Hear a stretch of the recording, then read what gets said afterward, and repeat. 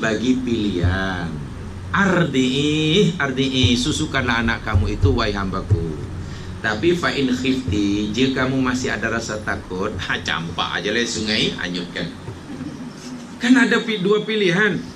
Naluri keibuan pasti lebih suka jika ia menyusukan sendiri. Tapi kenapa ia memilih untuk dihanyutkan? Untuk menghanyutkannya? Yakin. Saya tanya tadi, adakah jika ibu Nabi Musa menyusukan Musa terancam nyawanya? Macam mana boleh mungkin Allah suruh pilih? Kalau Allah suruh pilih kemudian tak selamat, menjerumuskanlah itu nama dia. Kedua-duanya selamat pasti sebab Allah pilih. Mana mungkin kamu pilih untuk susukan, tapi kalau kamu susukan nyawa anak kamu mati. Itu lain cerita lah. Kedua-duanya apa pun yang dipilih oleh ibu Nabi Musa, Musa tetap dilindungi oleh Allah. Masalahnya kenapa ibu Nabi Musa memilih untuk bermakna alasannya yakni hati ibu Nabi Musa lebih merasa tenang dengan menghanyutkannya. Itu yang pasti, lebih merasa tenang. Setelah dihanyutkan, apalagi Allah berfirman, apa yang bikin dia tenang? Aku berjanji akan kembalikan anakmu ke. Ini yang karena yakin dengan janji Allah inilah. Tadi yang susukan anak kamu Allah tidak bagi apa-apa janji. Yang ini bila kamu engkau hanyutkan, aku akan kembalikan. Lalu dihanyutkan.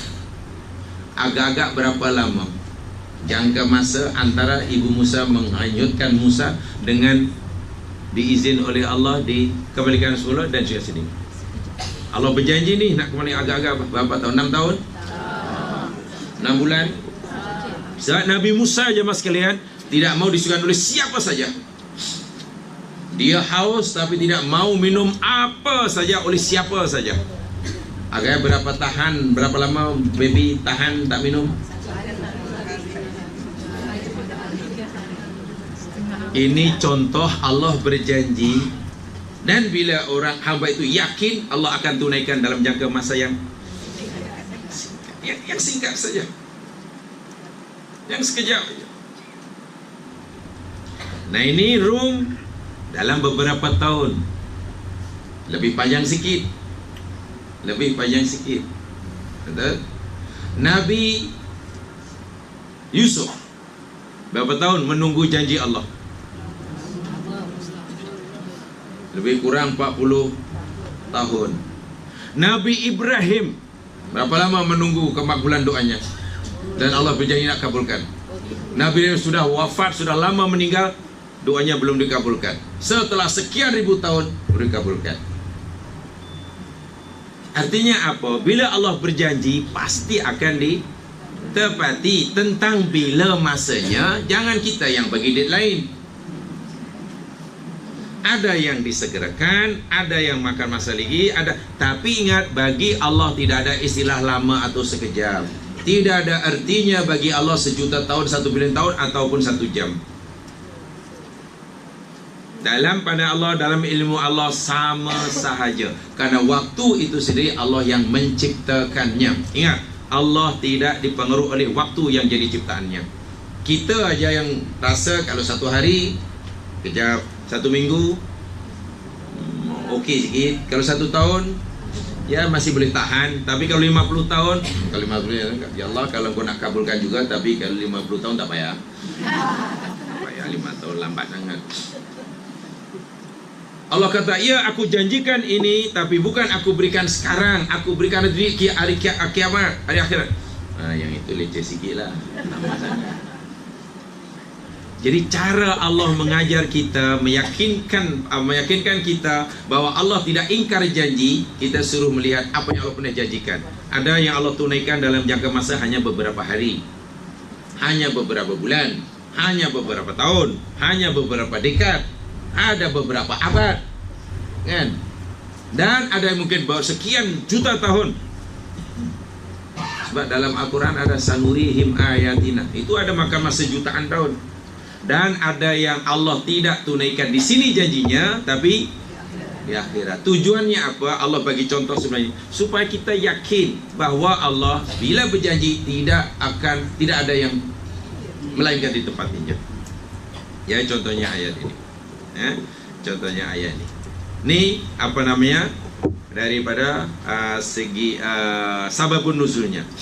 Sababun nuzulnya. Jadi dengan turunnya ayat ini turun di Makkah, mas sekalian.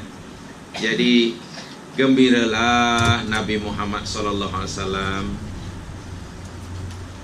dan semakin menjadi-jadilah ejekan orang kafir terhadap Nabi, karena mereka tuduh Nabi ini sudah tidak siuman, sanggup meramalkan suatu peristiwa yang mustahil berlaku, kata mereka.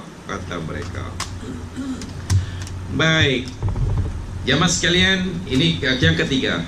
Yang ketiga masih kaitannya dengan maklumat. Bukan makluman, yang maklumat. Surah Ar-Rum termasuk surah yang dimulakan dengan fawatihus suwar atau huruf muqatta'at. Surah Ar-Rum termasuk surah yang dimulakan dengan fawatihus suwar atau al-muqatta'at. Mungkin masih ingat ini.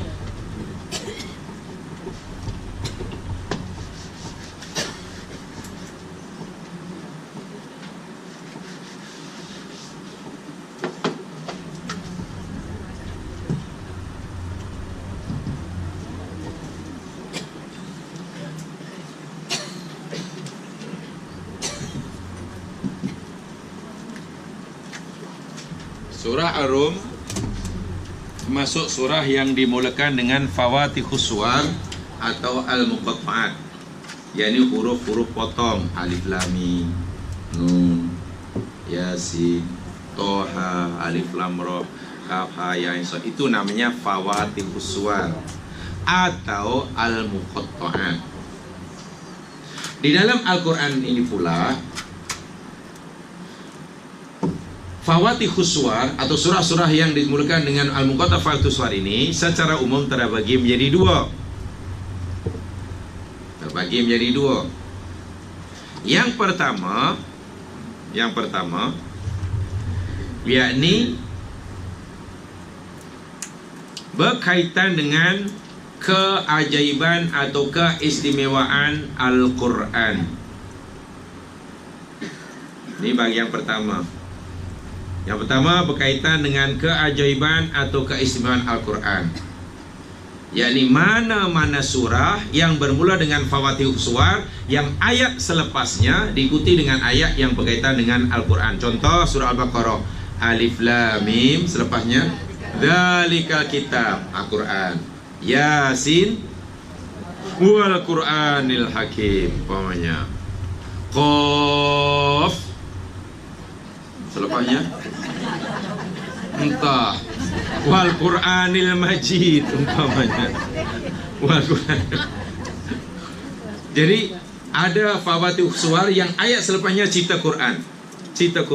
Nah, bila ia cerita Al-Quran, surah Al-Quran, maka ayat itu atau tujuan fawatihus suwar itu untuk menunjukkan kehebatan, kerahasia Al-Quran. Itu ada ilmu sendiri. Apa kaitan fawatihus suwar dengan Al-Quran? Yang kedua, surah-surah yang berhubungan dengan fawatihus suwar, ayat keduanya tidak cerita Al-Quran. Tapi ayat kedua yakni cerita peristiwa. Contohnya dalam Quran hanya 3 sahaja. Ada 3 sahaja, yakni surah Maryam, surah Al-Ankabut, dan surah Ar-Rum yang kita pelajari ini. Ketiga-tiga surah ini bermula dengan fawatihus suwar. Contoh surah Maryam bermula dengan kaf ya ain shad. Ayat selepasnya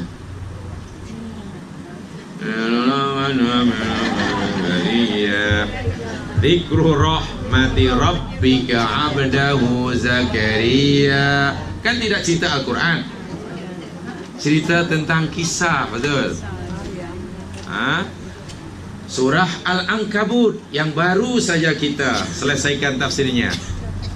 Alif Lam Mim. Selepasnya ahasiban nasu ayyutraku ayyaqulu amanna wa hum la yuftanun. Ingat ayat terakhir, yakni ayat terakhir, innallaha la ma'al muhsinin. Dah hafal surah Ankabut kan? Cukuplah, okeylah. Bermula Alif Lam Mim, ujungnya la ma'al muhsinin.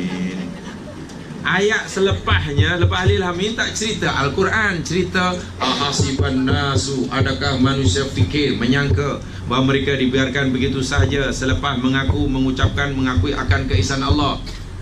Mereka fikir senang ringan tanpa diuji. Tak cerita Al-Quran. Termasuklah surah Ar-Rum ini. Surah Ar-Rum Alif Lam Mim, selepasnya Ghulibatir Ruh. Tak cerita Quran. Nah, bila Fawatihus Suwar atau surah yang bermula dengan Fawatihus Suwar, selepasnya pula bukan cerita Al-Quran tapi cerita peristiwa jemaah sekalian. Di sini ada ijaz ikhbari.